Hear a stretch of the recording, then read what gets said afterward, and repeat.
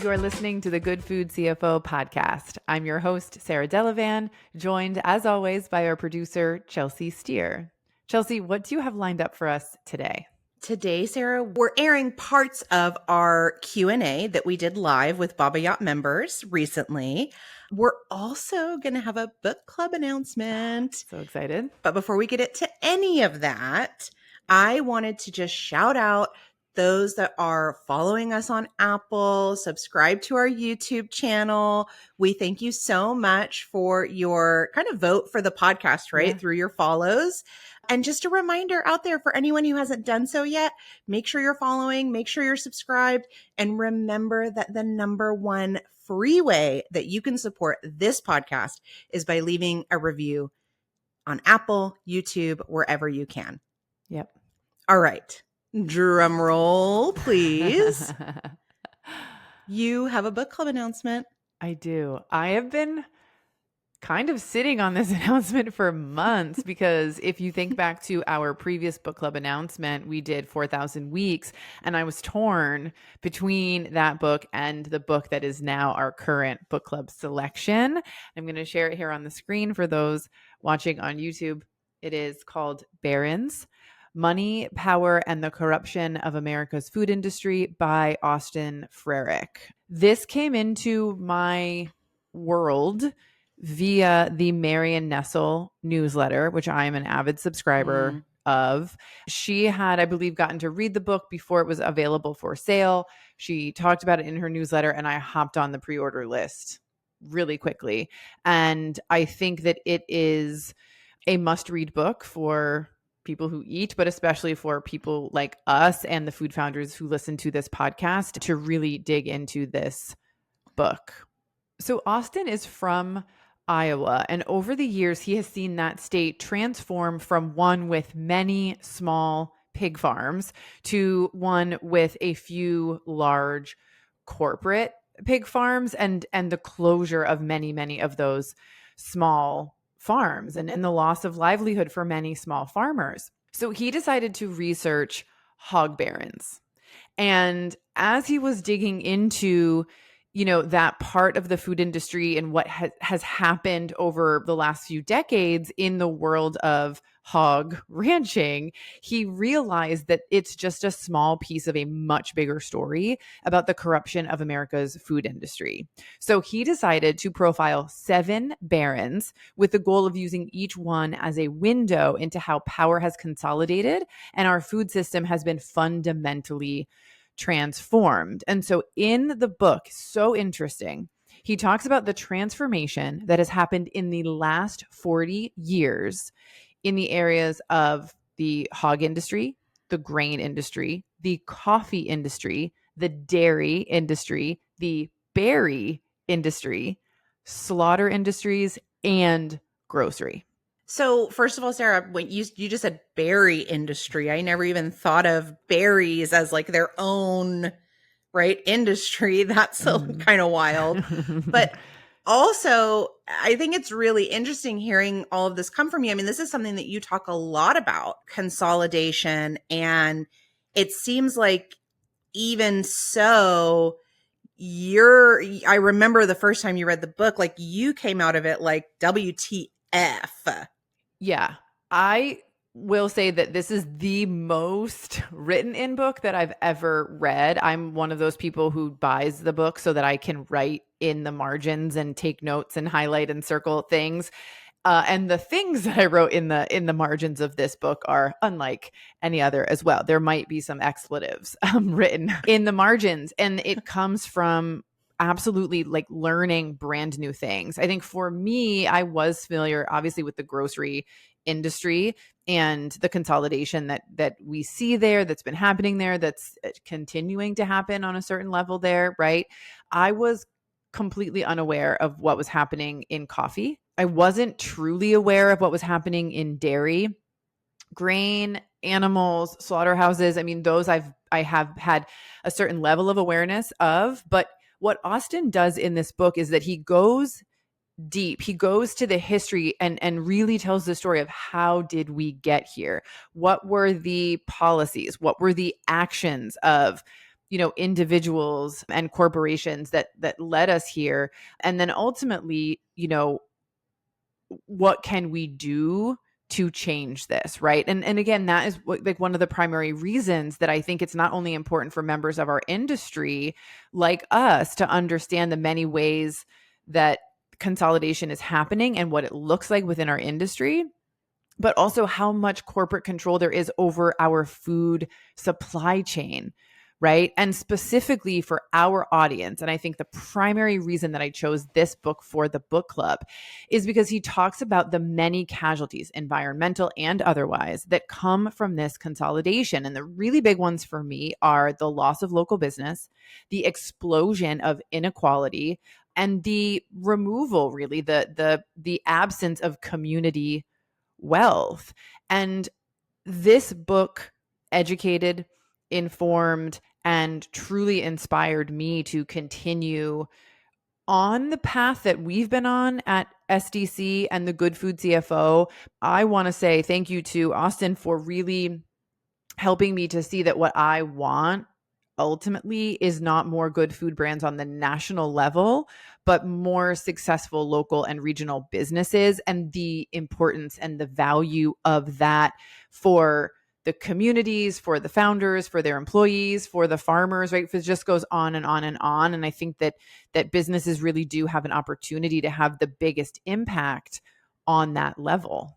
Yeah, I mean, I think you could compare it, right, to not a one-to-one comparison, but like same with politics, right? We always talk about like your local politics are where things really happen, where things really impact your community. And I think you're right. It is the same with business. It is where you have a huge opportunity to impact the area around you, the people around you, those communities. And I love that this book seems to complement, that value of the Good Food CFO so well. And so I'm really excited that we're going to be reading it together. Yeah. One of the things that he argues very strongly in the book, as I said, is for local businesses. And he points out that as depressing as it is, when you sort of reach the end of the book, you've realized the current state of all of these, industries, and the fact that we as a society, in a way, right, have chosen to build a food system that is dominated by a handful of barons, as he calls them. But he also thinks that it's freeing because it means that it is within our power to build the food system differently, and that we can opt to create a different system that better reflects our values. And he shares 10 ideas for creating a better system in the book. And I really appreciated that aspect. It wasn't just a look at all of this terrible stuff that's going on. Let me tell you the story of, how we got here and we're all doomed. It's here's what you can do, right? But again, it doesn't fall on the shoulders solely of food founders, right? Or consumers, but let's look at this sort of with a broad lens, if you will, to say, okay, what can I do? What are the things that I can do, right? Which brings me to his vision for the food system, which is truly the same as mine. And that is a vision where any American can sit down in a locally owned restaurant or go to a neighborhood grocery store and buy affordable local food that was grown, picked, processed, transported, cooked, and served by people earning a fair wage. He hopes readers of this book, just like I do, will join him in building this system. And that starts with being educated, which is why we have chosen Barron's as our book club selection for this season. I love that. And so if you are listening and you want to read Barron's along with us, you can pick up your copy in our Good Food CFO bookshop. Remember that whenever you purchase a book from our bookshop, you are contributing not just to the success of this podcast, but to the success of independent bookstores across the country. You can get to our bookshop from our website. Just go to thegoodfoodcfo.com and click on book club and you'll find it there.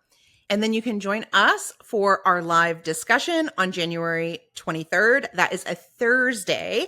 And Sarah, we're doing something a little different this time. We're going to do it at 8 a.m. Yeah. I feel like morning book club is the right energy. I like, you know what I mean? A nice like cup of coffee or tea, I was a literally good going to say book. any excuse to have a cup of coffee with friends Yeah, over the exactly. internet. Yeah. Exactly. Yeah. So please do join us for that event. You can register as well on the website. When you click on book club, you'll find that as well. And again, that's at thegoodfoodcfo.com. And Sarah, like I mentioned at the top, today's episode is actually parts of or a portion of the Hmm. live Q&A that we held last month with our BABOYOT members. Yep. And I love that these two things kind of got paired together on the schedule because we have our member event, which is part of the episode, BABOYOT member event. Hmm. But then here in the intro, we're talking about our book club event. And I thought this was a great opportunity for us to once again just really clarify the difference between these two types of events that we host at the Good Food Yeah. CFO. Yeah. Well, it's really important for us to have free events for just general Good Food CFO community members, people who listen to this podcast, people who read the newsletter, follow us on Instagram. We feel like it's important to read books, to support the Baba Yacht energy, right? This idea of building a business on your own term. Everything that we do with the book club is really in an effort to exercise that muscle. But that alone, I think, is not enough, right? When we come together in community, we talk about the books, we talk about our businesses, there's a chance to connect. And you and I both agree that that is so, so valuable. And we get to do that regardless of whether you are a Baba Yacht member or not. If you choose to be a BABOYOT member, we want to say our sincere thank you to those who continue to support the podcast in that Yes. way. That is our paid membership. It comes with benefits like this Q&A session that we recorded and are airing a part of, where folks get to come with their questions. Some are very specific, some are general. They can give feedback about, what kind of tools and resources and episodes they hope that we would, create and share. And it directly supports the creation of this podcast, the creation of our free newsletter and the blog posts that we share. And so it really does help us to continue to do what we do. And so as a thank you for that, there are some extra special member only events that do take place throughout the year. Yeah. And I love something you're going to hear from this event, right? Specifically, is that even with these live Q&As, if you're a member and maybe you're unable to attend a specific event, like you can still submit questions ahead of time and get them answered from you, Sarah, which I think is so cool. And another one of those benefits that you're talking about, we actually also talked about in this episode, which is one of my favorite benefits because it was suggested by a member, which is that beta testing benefit. Yeah. So we have right now at the time of this recording, 2 tools that we are actively beta testing. And, obviously when they go out of beta testing, they become unavailable, in that format, but it's free access to BABOYOT members to try these tools, to give us feedback on how they work or what you would like to see in the tool or how we can make it better and better serve you. So we have a customer profitability spreadsheet right now, and we also have our growth planner right now. And so if you're interested in becoming a BABOYOT member, to test out those tools, I mean, you can do that, right? You're supporting the podcast, you're supporting the creation of tools and improved tools to support this community and to achieve these missions that, we talk about here and that Austin is talking about, in his book. And so we would love more folks to join us in beta testing. I think it's a really exciting opportunity for founders, but also for us. It's a really, really fun process. Yeah. Well, I am super excited for everyone to hear the questions that we and like you very specifically answered at our event. So should we get to it? Yeah, let's do it. I want to take a moment to thank our BABOYOT members whose contributions have supported the continued production of this podcast. Whether you are a one-time, monthly, or annual member, your contributions are helping us to grow our impact. And together, we are changing the way that food business is done. If you want to learn more about our BABOYOT membership, how it supports this podcast and our impact, and to learn about the exclusive perks like live Q&As, member events, bonus content, beta testing new tools, and more, you can visit thegoodfoodcfo.com/BABOYOT. That's BABOYOT. Now back to the show. Sarah, as we mentioned in the intro to the episode today, we are answering, well, I should say you, I am not the expert, you are answering our BABOYOT member questions today. Yeah, I'm excited. This is our first live Q&A in a couple of months and our last of 2024. We've got some folks here live with us in the room. So I'm really excited to be here today. Yeah, we do, like you said, have some BABOYOT members here in the room, but we also had a couple BABOYOT members that couldn't make it.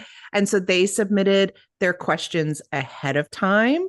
And I thought we could start there. Great idea. How does that sound? Okay. So the first question we had submitted by a BABOYOT member was basically they're saying we're using the cash flow tools, but it's not helping us to pay our bills on time or have more cash. What are we doing wrong? That is a great question. And I'm going to first say that this is not uncommon because the cash flow tool, I guess, could be used two ways, right? One way is to know what you've spent money on, right? And then essentially utilize it as a bill pay tool, which is what this person is describing, where you spend however you've been spending, and then you pop that spending into the cash flow tool, and then you see, oh, I have the money or I don't have the money to pay that bill today. That's not really using it as a cash flow management tool. As I said, that's using it as a bill pay tool. Ideally, when you're using a cash flow management like software or our cash flow spreadsheet, you're making your spending decisions based on what the tool is showing you. So if you have cash runway for, let's say, 3 weeks, and you can see that in the tool and you want to make a purchase or you need to make a purchase, and you go ahead and make it and you enter, or let's say you're examining whether or not to make it, you enter that information into the cash flow management spreadsheet and suddenly it says, oh, you run out of money next week. Well, then you're fully informed. So you might have to make that decision and you might have to adjust how your bills are paid. Or you might say, I'm not going to make this purchase with cash. I'm going to use a credit card, or I'm going to try to purchase on terms to get my payment 15 or 30 days out, right? So what they can be doing is using the tool before they spend, and using it to understand how would this theoretical spending affect my cash? And is there anything that I can be doing regarding this individual purchase or spending and purchasing in general to create more of a bank balance in my account or a longer cash runway? It's interesting that this question is being asked because I had this situation with a client recently with whom I was hired to manage their cash flow. But the issue that we ran into was that they didn't consult the cash flow management tool or the cash flow manager before they would spend money, right? So bills would start appearing in our cash flow management tool, like the bill pay tool. And we did a whole episode on that. But the bills come into the bill pay tool. I find them, I put them into the cash flow. Our 5-week cash runway is now 2. That's not, I can't manage cash flow, just like a founder can't manage cash flow if we're not actually utilizing the tool for that purpose. Yeah. And it sounds like you're saying the management part is the decision making. Right. Exactly. And it's so funny because it's this whole question and your answer is reminding me of when we launched our cash flow projector and we were talking about it on the podcast. And I was basically sharing how this is how I like to look at a budget because I can change things in real time and see if I do this, this happens. If I do this, this happens. Yeah. It's exactly what you're talking about. Yeah. I want to add something else to this conversation too. Something else that happens with the cash flow management or cash flow projector spreadsheet is that sometimes people put in assumptions of cash they're going to receive. So this is really common where you're like, okay, I'm expecting a payment to come in 30 days, or I'm expecting to get approved for a loan, or I'm expecting to sell XYZ. And so you pop that income into your projector, even though you're not really sure if and when it's come in, or it hasn't been committed, right? If someone submits a PO and the terms are net 30, that's a committed payment. That's the kind of payment that we do put into our income inside the cash flow projector tool. But if you're hoping to get a loan, you don't put that loan money into the income until you have gotten that money, until the bank or whomever is giving you those funds says they're on their way. Because what happens is you're spending money you don't have, right? Within that cash flow management tool, you're saying, okay, well, I have this income coming in. And so you're making spending decisions, but then suddenly that money doesn't come in, or doesn't come in when you think it is. And now your projection is off.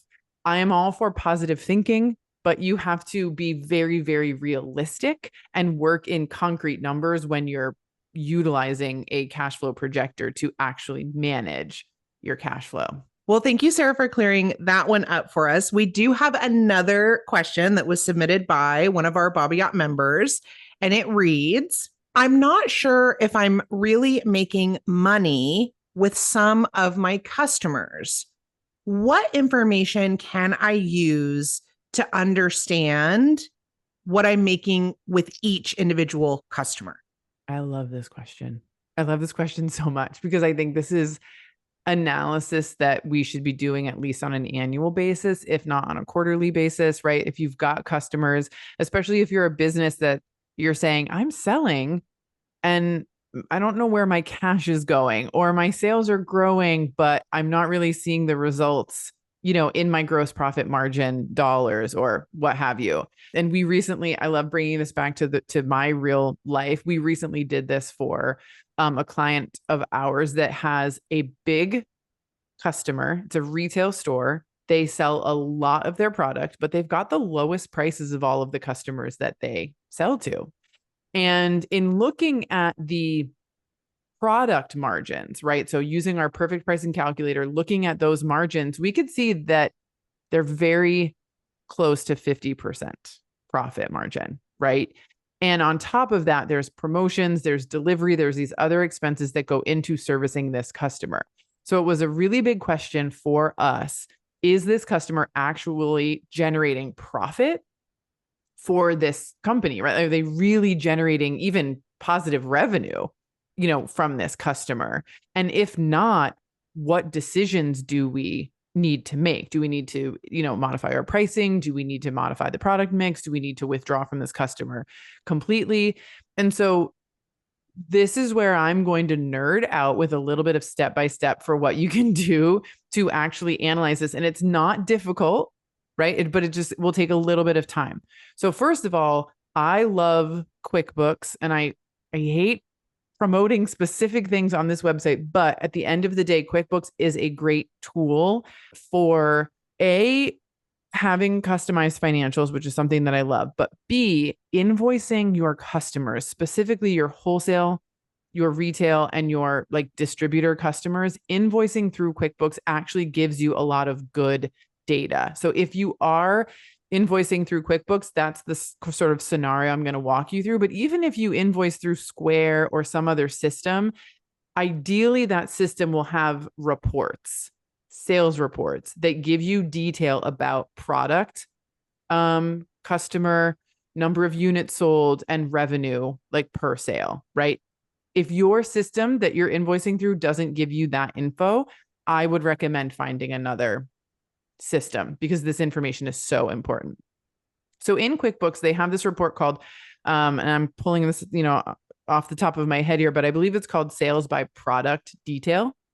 And that report actually gives you a ton of information.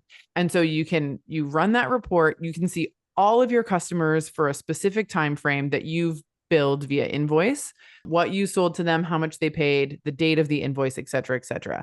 And now QuickBooks has these updated filters where you can say, okay, just show me customer ABC and nobody else, and give it to me for this time frame.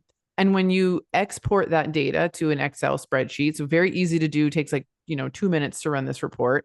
You export it to Excel, and then what you can do is run or create a pivot table. And a pivot table is just a fancy word for summary of information, right? Charts that summarizes information. So when you export the data from QuickBooks, it's going to be a bunch of lines that all say customer ABC on the left, the date that the invoice was sent, and then all of the individual products that you sold to that customer. And when you're looking at it that way, it's not very helpful. When you create a pivot table, what it does is it essentially summarizes the information. Meaning, if we sell blueberry jam, strawberry jam, and raspberry jam, all of those individual lines of those jam sales on the initial report turn into 3 lines in the pivot table that tell me the total number of units sold and the total revenue generated for that particular product. The next step is where things get, I think, really powerful. So here you're able to see how much revenue you generated and how many units you sold to this customer. Typically, you can also see on that report if you discounted or did a promo or charged them for shipping, things like that. That'll show up in that product detail report. So you can also see those like discounts. Next to the pivot table, where you've got the total number of units and the total revenue generated per product, enter your cost of goods sold. So let's say you generated, I'm just going to use really simple numbers, $1,000 on really simple numbers, 50 units of product, right? And that's basically $2 worth of revenue. $20 worth of revenue. 20, yeah. Thank you. Per unit. And then if your cost of goods sold is $10 per unit, then you know that you're generating $10 of, gross profit dollars and a 50% margin, right? So literally you've got your units, you've got your total revenue, you can pop your cost of goods sold in there per unit, calculate the total cost of goods sold for that product, and then determine your margin. And then when you do that for each of the products that you have in your pivot table, then suddenly you've got your total revenue, your total cost of goods sold, right? And so now you can see the actual profitability of that customer. And so in the case of this customer, this client that we were looking at, they were sub 50% once the discounts and stuff came in. Their freight charges were not there, right? So we had to do an estimation of, well, it costs us about X number of dollars every time we deliver. We clearly are delivering once a month. And so if we take this total profitability and then we subtract what we believe our delivery cost to be, we're at like a 30% margin here. And so no wonder this customer, even though it's our biggest customer, is not helping us generate cash for our business. It's actually costing us to be here. So then the difficult decision comes to be, what do I do? And then the next steps are analyzing, do we change the product mix? Is it like, our bestseller that's not generating any money, but then we've got some products that are. And so then you can start to play around with the numbers. Okay, well, what if we took this product out and we grew the sale of this product? What if we increased our prices, right? To figure out if there's a solution so that you can go back to them and try to negotiate, here's some changes we need to make. If it's too much that would need to change, or it's simply just a broken partnership in the financial sense, you make the difficult call to say, hey, we've got to stop selling to you. And that happens from time to time. But we know, if you think back to that pulling out of retail episode that we did, when you remove yourself from a customer relationship that's not making you money, your cash flow can really change really significantly very quickly. And so while it's very hard to do, typically the financial rewards on the other side of that difficult conversation and difficult decisions is really worth it. I love that. And so what this is making me think about, right, is if you are maybe looking at an opportunity, right? This is taking me back to our conversation with Gwen Richardson and her tactic for negotiating, right, with distributors, and how she would just be very transparent and very open and say, this is going to make me money or it's not going to make me money. Is there a way to walk through this process and really look at if a customer will be profitable before entering into the deal with them, like, so that you could use that in the negotiation. Yeah, absolutely. I mean, you have your product margins. Like you should work through that, right? First and foremost. And then you should absolutely calculate your shipping or freight costs. What is it going to cost me to get my product to this customer? If they are across the country from you, that's quite different than if they're down the road from you, right? If you're selling through a B2B e-commerce site, that's very different than if you're selling direct versus distribution. So what are the costs to produce my product? What are the costs to get my product to the customer, right? And then if you are working in this instance with a retailer, a B2B e-com site, a distributor, ask them what their fees are. Ask them what their costs are. Gather all of that information before you make the decision. I cannot tell you how many times people have come to me and said, we moved forward on this, but we didn't know everything that it was going to cost us. We didn't know all the fees that were associated. Now, here's the deal. As I've said many times, this industry loves secrecy. And the more information that they can keep free from you, the better it is for them in the long run, right? Because they're going to charge you and they're going to make the money and you're stuck with it. Because somewhere possibly in the contract, it was hidden and you agreed to it. So we're working on trying to really create a tool where people can see these are all the possible things that someone can charge you for that we are aware of. And so you can sort of go through and cross your T's and dot your I's in that sense, right? But when you know your margins, when you understand what the shipping or freight costs are to get your product delivered to the customer, and then you have a conversation with them about what their margins are, or what their markup is, or what their, ad fees are, what are the promotional requirements that they're going to run you through, then you can build a model. I love that word model, right? It's just math, math that you can see, and math where you can sort of change some levers to see what is the outcome here. And typically you can make a decision whether or not you want to move forward with that customer based on, for example, if you're profitable within the first year or not, right? Is this relationship going to simply cost me money for 365 days plus before I start making money? And if the answer is yes, it is, then you can say, okay, do I have the cash to support this? Yes or no? Does this meet the direction and the vision that I want to take my business in? If the answer is no to any of those things, you don't move forward. You might look at it and say, okay, I am not cash flow positive or profitable in the first 6 months, but I get to profitability, within a year. Maybe that works better with your cash situation. And so then you do move forward, right? But I think running the numbers is the best thing that you can do. We're actually in the process of creating a tool right now where as I kind of hinted at, where every possible slotting free fill, intro allowance, promotional requirements. A lot of bigger retailers have like a first 90 days, you're like on promotion the entire time. Ad fees, like all of these things, these long-term promos, you can put all of the information into a very simple form, and it will help you figure out, based on the velocity or the number of units you believe you can sell per week or month, if the relationship would be profitable or not. The tool is not going to tell you move forward or don't move forward. It's going to tell you, here's the expected outcomes. How does this work for your business? How does this work for your cash situation? How does this, when put into other models like the cash flow model or the forecast, what does that look like for your business as a whole? BABOYOT members, I want to remind everybody, have access to the tools that we are beta testing. This is a brand new tool that's going into beta testing. We've got the growth planner and projector that we already have in beta testing.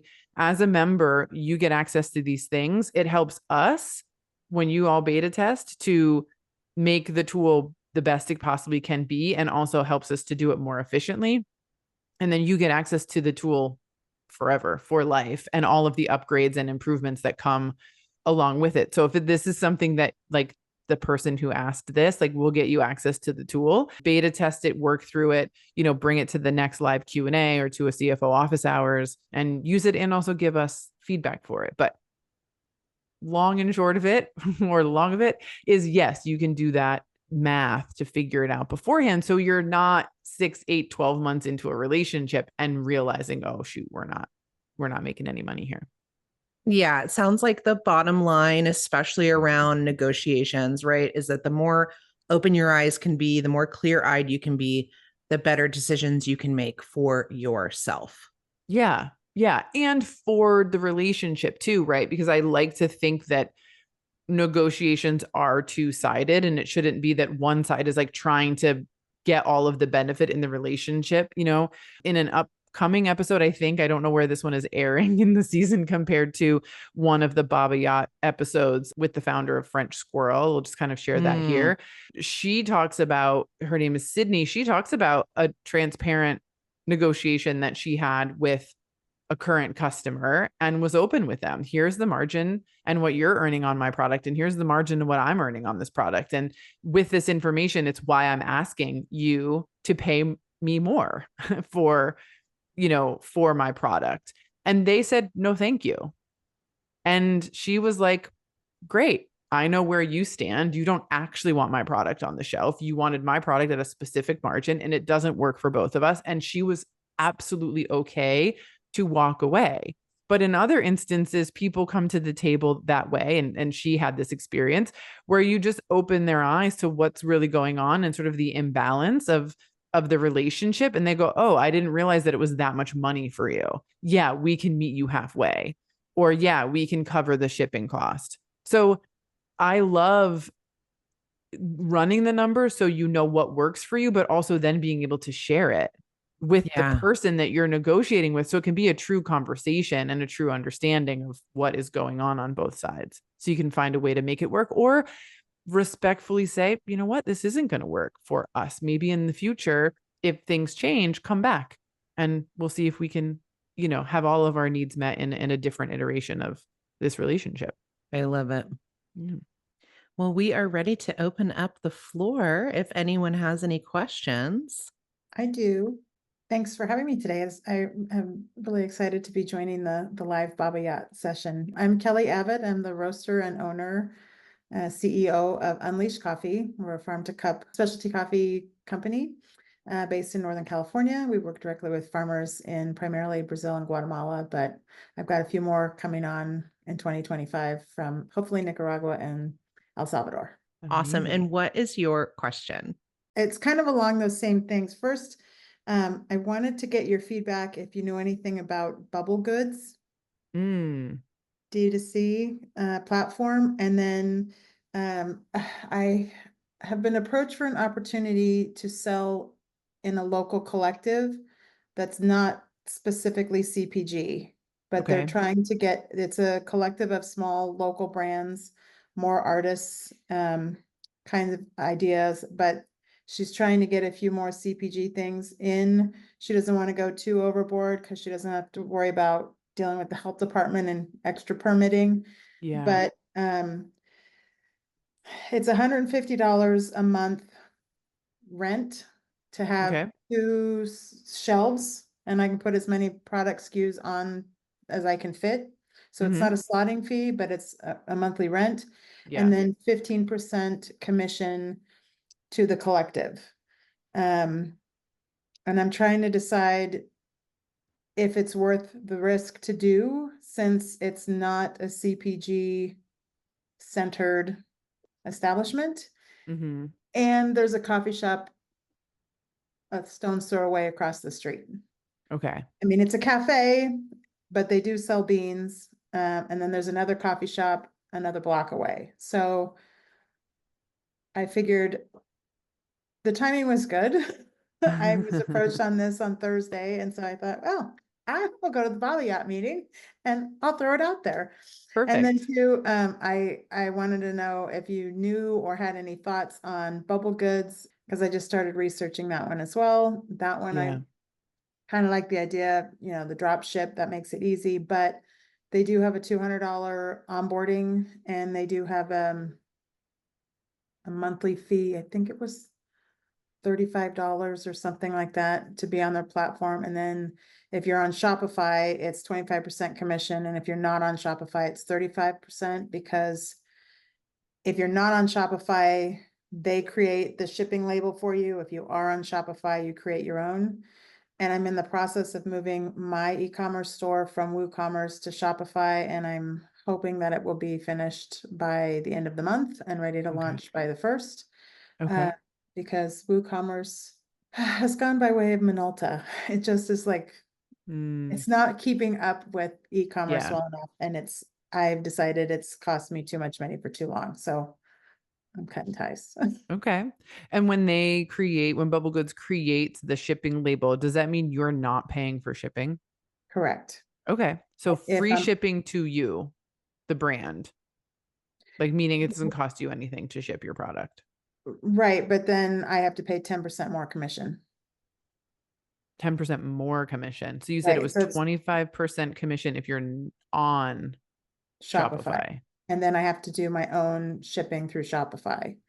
And if Got I'm it. not on Shopify, then they create the label and I don't pay the shipping, But you which is pay 35% 5.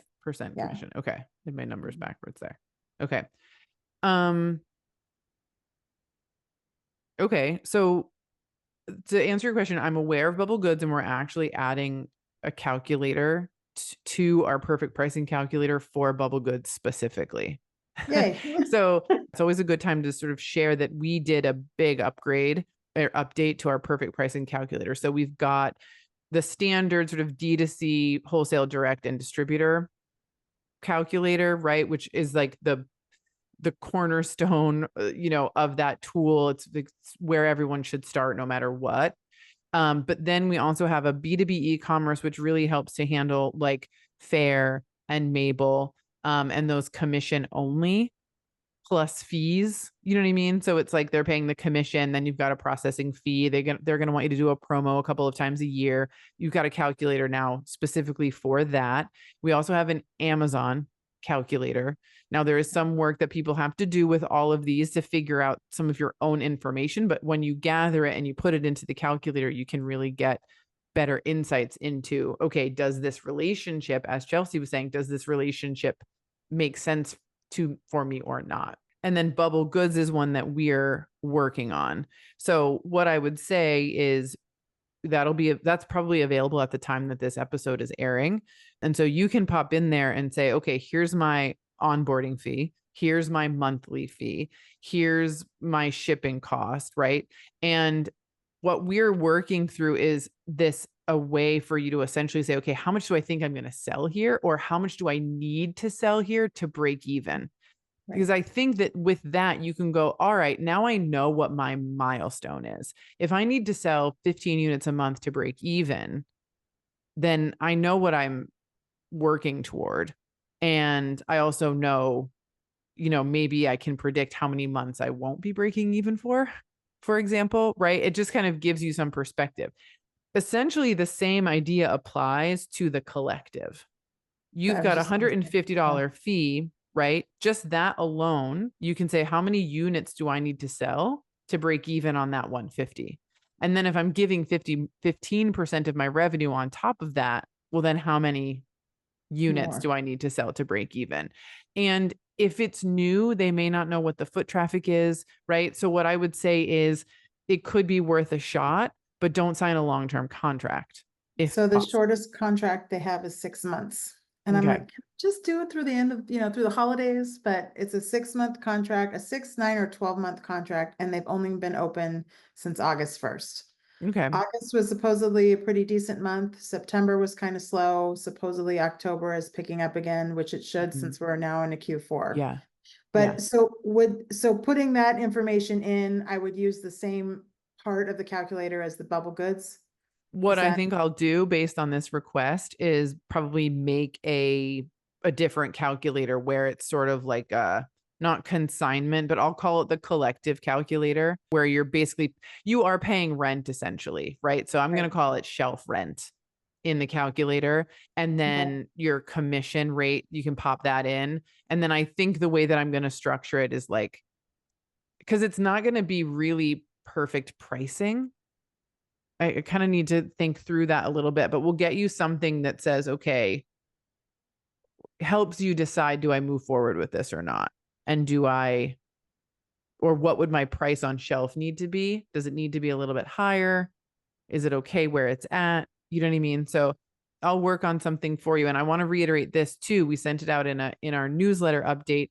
We want to hear from you all. What new things are coming up as opportunities? What do you desire to have a calculator for? And we'll either show you an existing calculator, right, that can do that for you, or create a brand new one. Like the Bubble Goods is going to be its own thing, probably because of the way that they operate and because their fees are a bit different than Mabel and Fair, for example. But if we can, and then the commissions, I'll probably do that as its own calculator as well. So are these like different tabs within one Yep. tool? Yep. Okay. And then there's a video associated with every tab. So if you're just like, I just want the Bubble Goods tab, you can just navigate to the Bubble Goods section, watch the video on how to, and then when you download the pricing calculator tool, you'll see the name of each of the tabs on the bottom. And so you can just go to that.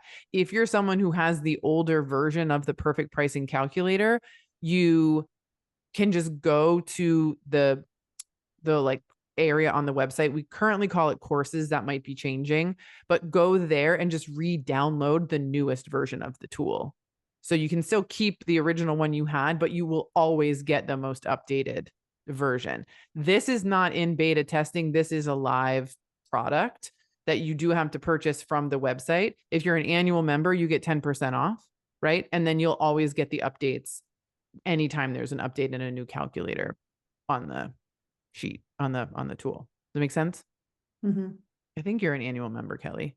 I am, yeah. Yeah. So you'll make sure you have your discount code. And if you don't, email support@thegoodfoodcfo.com and she'll get you the code. Once we buy the tool, Yep. we have it forever with updates. We don't have to do Exactly. a renewal every year, just the membership. Yep. Every year. Okay. Yep. Yeah. When you buy any tool on the Good Food CFO website, it's yours forever. Like we don't require you to be a member to keep it. If you like, it's yours. You have the ability to download that tool.